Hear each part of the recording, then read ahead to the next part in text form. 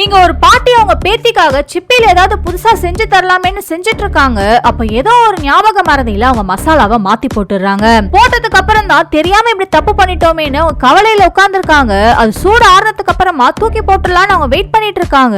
கரெக்டா அப்போன்னு பார்த்து அவங்க பேத்தி ஸ்கூல் முடிச்சு வீட்டுக்கு வந்ததுமே பாட்டி ஏதோ செஞ்சு வச்சிருக்காங்கன்னு அதை எடுத்து சாப்பிடுறா.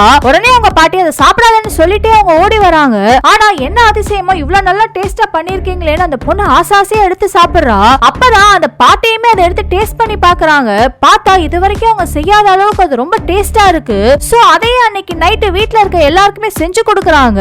அவங்க பிளேட்டா கொண்டு வந்து வச்சாலுமே அது காலி ஆயிட்டே இருக்கு. சோ அந்த அளவுக்கு அந்த டிஷ் எல்லாருக்குமே பிடிச்சு போகவும் அவங்க நடத்திட்டு இருக்க ஹோட்டல்ல இது ஒரு மெனுவா சேர்த்துறாங்க. பார்த்தா வர கஸ்டமர்ஸ் எல்லாருமே அது மட்டும் தான் வாங்கி சாப்பிடுறாங்க.